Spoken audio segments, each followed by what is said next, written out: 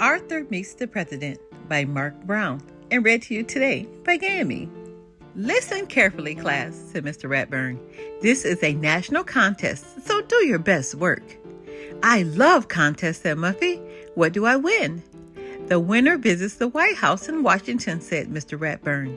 What do we write about? Asked Arthur. The subject is how I can help make America great, said Mr. Ratburn. Everyone started writing. Arthur started thinking. He thought about the time he and D.W. helped old Mrs. Tibble clean her yard. He thought about how much more they could do in their neighborhood if the whole class helped. Then he began to write. Weeks later, when Mr. Haney, the principal, was opening the mail, his hands began to shake. It's a letter from the president, he gasped.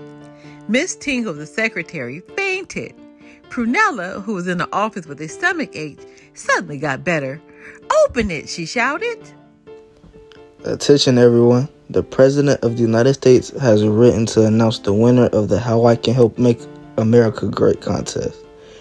And the winner is our very own Arthur. He and his class are invited to attend a special ceremony at the White House. Mr. Ratburn's class went wild. Congratulations, Arthur, said Mr. Ratburn.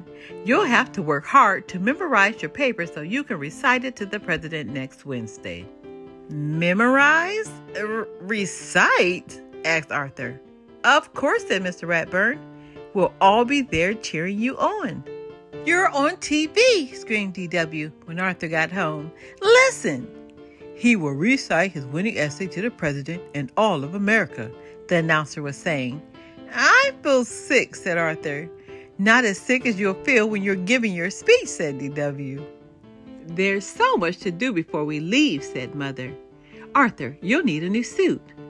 But what about me? Asked D.W. I need to look beautiful for when I meet the president. The president is very busy, explained Father. He'll only have time to meet Arthur and hear him recite his essay. If I can remember it, said Arthur. Of course you can, said Father. Just relax.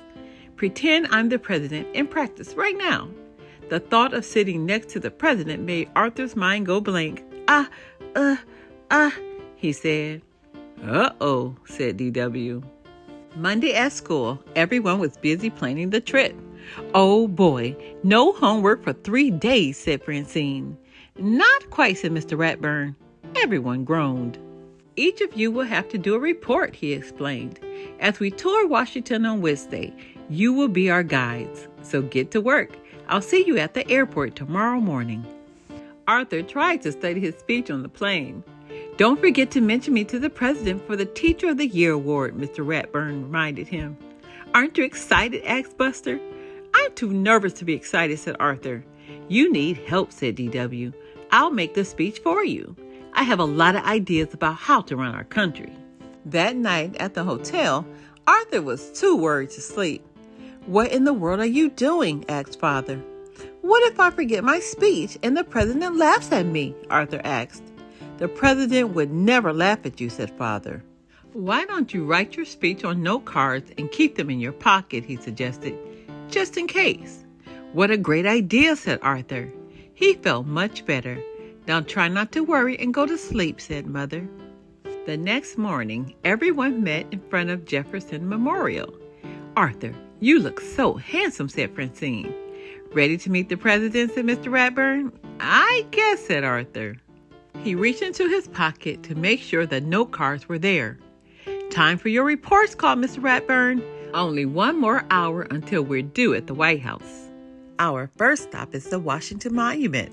It's the tallest building in Washington, explained Francine. 898 steps to the top. Everyone ready? Are you kidding, said D.W. I'm taking the elevator. This is the Capitol, where Congress makes the nation's law, said Sue Ellen. I think we all know how important it is to obey the law, said Mr. Ratburn. The National Museum of Natural History has great mummies, said Buster. Follow me. No thanks, said Muffy. I'll meet you at the gift shop. The last stop was the White House. It's so big, said Arthur. Not as big as Muffy's house, said D.W.